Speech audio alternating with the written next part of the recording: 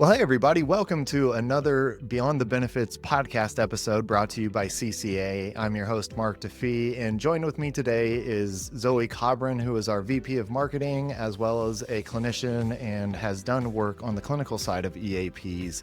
We also have another guest today, Dr. Jay Sandys, who is a licensed clinical social worker, as well as the Vice President of Organizational Development here at CCA. So, hey, Zoe. Hey, Jay. Thanks for joining me today. Hey, Mark. Good to be with you again. And nice to have Dr. Jay Sandys with us. Hi, guys. Thanks, Mark. Zoe, so glad to be here. Yeah, and this is actually our first guest we're bringing on. And we wanted to bring Jay because this topic is something that he's passionate about. And it's all around the role EAPs play when it comes to the organization. And I'll start with this question. Even though it's called an employee assistance program, there is a question out there about, is it more of an employee benefit or more of an employer benefit? And Jay, what do we mean by that, with that question? Because it seems kind of obvious. Well, it's an employee assistance program, but it's not as clear cut as that. Yes, I agree. It's not that clear cut sometimes. It really is both of those. Back in the day, we used to talk about, who's our client? Who's CCA's client? And the answer was essentially we serve the organization by working with the individual, right? So we work with leaders at all levels, but we also work with the individual employee and their family members. So it's really both. And it's funny because they used to say you're an employer assistance program, kind of almost as an insult. Yeah. That's something bad with that. But no, it's really critical to the work we do. The organizational context is why EAPs were created. It's their reason for being. So it's not just a behavioral health benefit. Yes, we connect people to behavioral health services. Yes, we have a whole clinical side. But the organizational aspect is why we're in business. It's why we justify the fees we charge, that, we're saving employees' jobs. We're, on one level, we're training managers and leaders. We're helping with the organizational culture. This is all part of the work that we do. Yeah, absolutely. Zoe, what would you add? I think when Jay was, sharing that, I agree. And I was just thinking about how, someone can't really thrive if things in their home life are kind of falling apart. We spend so much of our time at work, whether we are physically in an office or just working remotely, we're still in that work environment. And you can be receiving all the individual help in the world, but if you're in a work environment that doesn't really support emotional well-being, you're not going to be able to thrive. And so I agree that piece is just as important as the individual work. Yeah. And Jay, I loved how you said it's our reason for being. I love that line. And Zoe, to your point, what you just said made me think of that analogy. At some point we have to stop pulling people out of the river and go upstream to figure out why they're falling in the first place. Yeah, exactly. And the other thing I think of is, if you're not focusing on the employer services or the organizational piece of EAPs, you're kind of saying, hey, we're not going to change how difficult our work culture is, but we're going to give you some resources to just put up with it. And I don't know if that's the message you want to be sending either. I think there needs to be hey, we're working all around to make our employees healthier. And part of that is looking at our workplace. Yes. Exactly. I feel like it's really a moral obligation of the employer to make sure that the workplace is conducive to physical and mental well-being. Yes. Historically, a lot of EAPs were very much reactive. Companies call us and we deal with the situation. If somebody's suicidal, if somebody's has a substance abuse issue, if there's conflict or whatever the situation.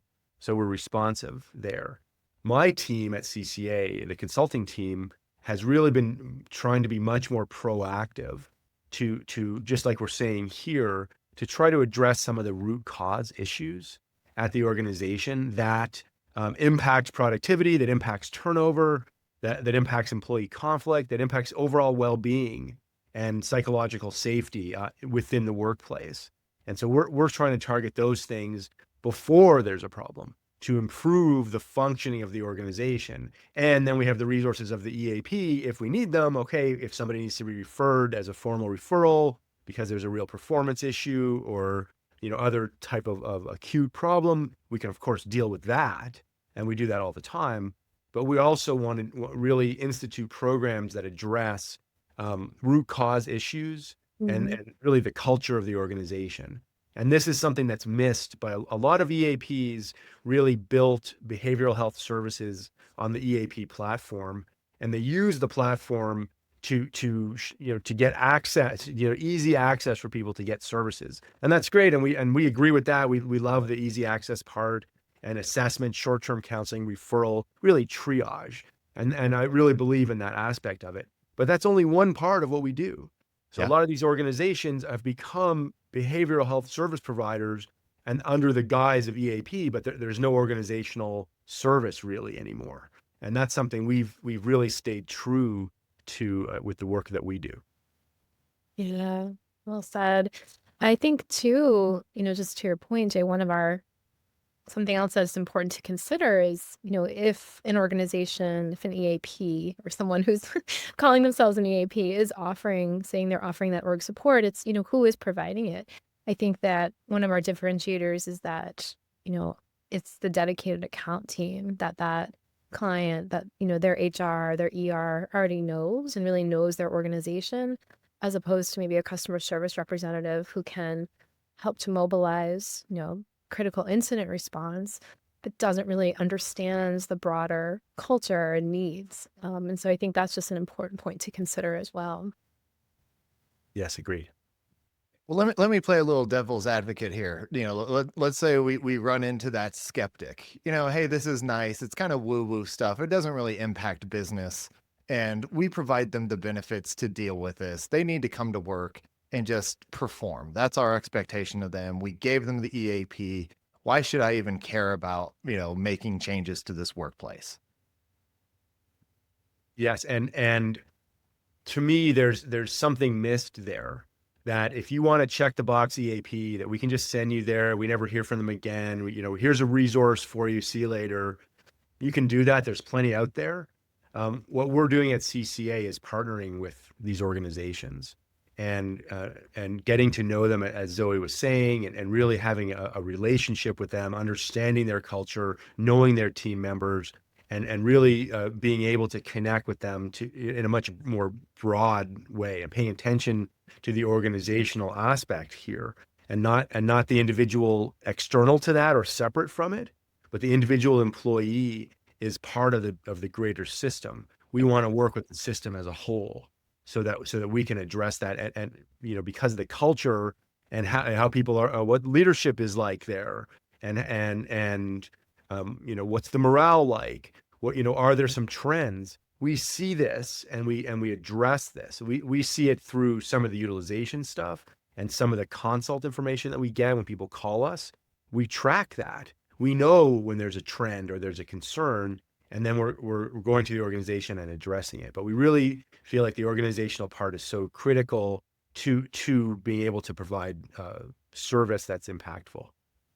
Yeah, well said. And to Jay's point, I think that sometimes people don't need as much individual support if the organization is really creating that culture of being, I think of it sort of like preventative medical care, right? I mean, we teach people to wash their hands, to take certain precautions so that they're not constantly ending up at the doctor. And so, the organization getting that added layer of support is really preventative in a way. One thing that always not blew me away or shocked me, but I guess surprised me, was when I was an account executive and we brought on a new account. One of the first things we would ask them is, how is your workplace right now? How healthy are they, when it comes to their mental health? And 9 times out of 10, they had no idea. They'd be like, oh, that's a good question. I don't really know. And so I love how CCA, from the beginning of any relationship, does that organizational diagnostic so we can understand, as we come in as your new vendor, what the current feel is in the workplace when it comes to mental health. I think that's huge, and from the very beginning shows our commitment to the organization. Yeah, absolutely. Or not just at the beginning, but really throughout, right? Continuing to check in and reassess and seeing from utilization reports or meetings with key stakeholders, where have things shifted? What are some other areas where we might be able to, proactively mitigate risk? Yeah, absolutely. And uh, because I'm kind of a data nerd, I did pull up a few stats for us to kind of highlight this, because this is from the Workforce Institute's global survey. Managers have just as much of an impact on employees' mental health as their spouse, both at 69%, and even more of an impact than their doctor at 51%, or their therapist at 41%. And I know we're all therapists here, and we kind of might immediately be like, wow, that's surprising. But when you think about it, it makes sense. You spend 5 days a week with your Mhm. managers, or, the possibility of engaging with them, whereas your therapist might be once a week or every 2 weeks. And there's a lot of discussion right now, and this is important discussion around provider networks being able to meet the needs of a workplace and making sure that the therapists have the right specialties. However, there's also this almost 30% gap when it comes to impact on employees' mental health, and their managers have the most impact. Yes. Yes. What a great point that they have so much influence over the well-being of their employees. And I've always what I love about EAP work as a social worker is I love that it's concerned with employee well-being and team functioning and organizational productivity and even profitability, if you will, and just how the whole organization runs and works. And I love that there's the aspect of well-being, and I love that there's the aspect of functionality, right? Yeah. In terms of that if people are supported, if their manager is supporting them, then they're going to do better work. Then they're going to be more loyal to the organization. Then they're less likely to leave, right? And there's lots of stats out there that an employee stays at a company not just because of salary. Salary is one variable. I'm not even sure it's the biggest one. There's a lot of other variables there that you can make a workplace safe and productive and supportive. And Yes. that's something we really are focusing on and want to help people do. So it's really both aspects there that are critical. Employee well-being, the manager being supported themselves so that they can provide support in turn to their employees, and that the culture of the organization supports all of those different levels. Yeah, absolutely. And, managers play such a key role with oftentimes really kind of having that intimate knowledge of how an employee is doing. They might be the only one to really notice that that person is struggling, or to understand, the person needs to be taking time off to go to doctor appointments or the lawyer, whatever it might be. And so really empowering managers to feel confident being able to speak to the program and informally or formally refer employees as needed. Yes. And just being an effective leader also, knowing Right. how to delegate, knowing how to manage people. You know how we see this all the time, that people are hired because they're really good at their job, but it doesn't mean that they have any management skill or Yeah. ability. And Yeah. so Right. we're constantly seeing that, like, oh, this guy was great at it, or this woman was really great at their job, and they excelled, and now they're a manager, but then now there's some concern, and we come in and help them to really shore that up and get up to speed with management and leadership skills, um, all to identify and support employees, but also just to be an effective leader, because that's Hmm. part of well-being too. Yeah. Yeah. And y'all both made the point that a leader's well-being impacts how they show up for their team, and Hmm.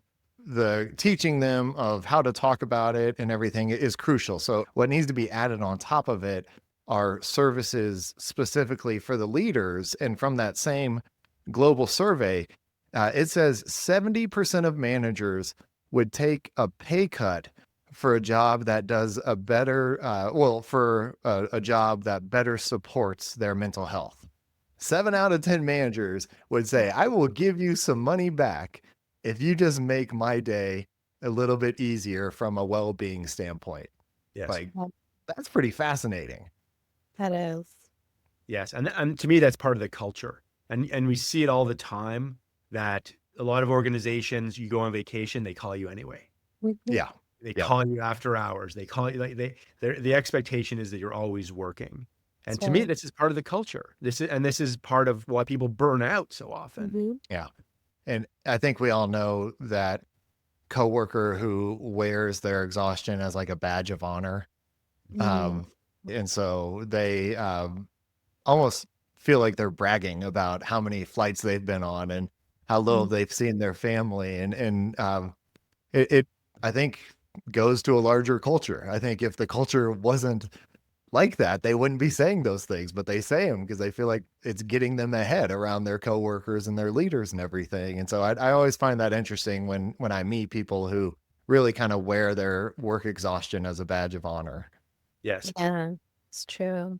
And I think it's one of those situations where it really has to come from the top down. Like leadership has to set that example of, take your time off and to set boundaries around, contacting people when it is after hours or on vacation. Yes. And modeling that behavior Right. critical for leadership because they're the ones who set the stage for how Yeah. people are interacting and what the expectations are. Right. Well, I love how we've kind of seamlessly slid into the last part of our discussion today, and that is what can organizations do? I mean, of course, we're going to say you should get CCA EAP. They can do that. They can get an EAP benefit in general, but just takeaways today that they could start doing. What would be some things that you would tell an organization if they really wanted to focus on improving workplace well-being? I have a couple of things I would say. One is having some level of focus on employee and leader well-being, and having a strategy that's being implemented that they're paying attention to about are employees supported? Do they have access to resources? Are there boundaries? All that kind of stuff. And the same with leaders. Are they supported? What kind of orientation do leaders have? Do they have access to training and workshops that can help improve their skill set? Do they have access to services like executive coaching? Do they have access to team building and other types of services that can address conflict and can really help improve the overall functioning of the workplace? So to me, the main thing, whatever you're doing, is that you have a strategy that you're looking at employee well-being and leadership well-being and the interaction between the two and how each group is supported to be able to thrive. Yeah, well said. And I wonder too, I think, just we also all do coaching, and I feel like there's that idea of sort of knowing where you're starting from, right? Like if you were trying to lose weight, knowing, okay, where am I currently? Maybe what do you think, Jay, about some sorts of assessments to just kind of get that baseline of how people are doing, maybe what they're identifying as needs? I think sometimes leadership can be hesitant because they don't want to sort of open a can of worms or maybe make people dwell on some of the things that they see as issues. So just Yeah. wondering what your thoughts are about assessments. I love that. I mean, we do an organizational diagnostic, as Mark mentioned, that we're going in to the organization and seeing where are your pain points here, what's working, what's maybe a problem, and getting a real read right from the start about some of the challenges that they're facing. But other types of assessment I think are great. The only thing I'll say about that is I've seen a lot of companies that roll out surveys and all sorts of other things, Mhm. but then there's no plan of what to do with it. Right. Yeah. People get To me, that's a critical step because sometimes if you're asking, but you're not sharing the data, there's no real response, people get a little burned out with that. They're like, oh, they're asking again, but where does this go? So I always Right. say to people, you need to have some plan of what are you going to do with the data once you get it. Yeah. So I think getting that data is great. I think there's lots of ways now to obtain that information with Mhm. surveys, with all sorts of different technology that can really help. But you have to do something with it. Yeah, got me. Absolutely. And that's so important, getting in front of that. Survey burnout is real, like you mentioned, Jay. And if you're not going to share any type of results with the employees who fill out the survey, how likely do you think they really are going to fill one out again if this information is just falling into a black hole? But also helping them understand beforehand how that information is going to be used. Your name's not going to be given to your manager saying you have low, morale or whatever. Mm, yeah. Yes. I think Confidentiality and integrity of yes, the process. Yes, absolutely. yes. But I think every department within an organization really can have a lot of differences. So you can collect data on the org as a whole, but I think it's also really important to empower managers to ask their employees, either one-on-one or in a group setting, hey, how is it? What do y'all need? I can't promise I can get everything you'd like, but if I hear it, I can at least know, what I should be paying attention to. And so I think those assessments are crucial for kind of large scale data, but at an individual department level, it's really going to be the manager who's going to have the most influence Mm, on the future direction, or at least that's my thought. yeah, it's a good point. And I think just asking those questions does show a level of, concern, caring, commitment, and that can go a long way. Yeah, absolutely. Well, I'm going to ask both of y'all this. So as we kind of wrap up today, what final thoughts do you want to leave our listeners with? And Jay, I'm going to start with you.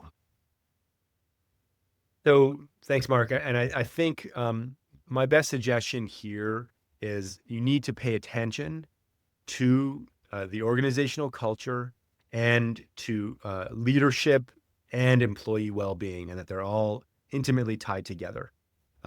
We certainly can help with that, and there's lots of different resources out there.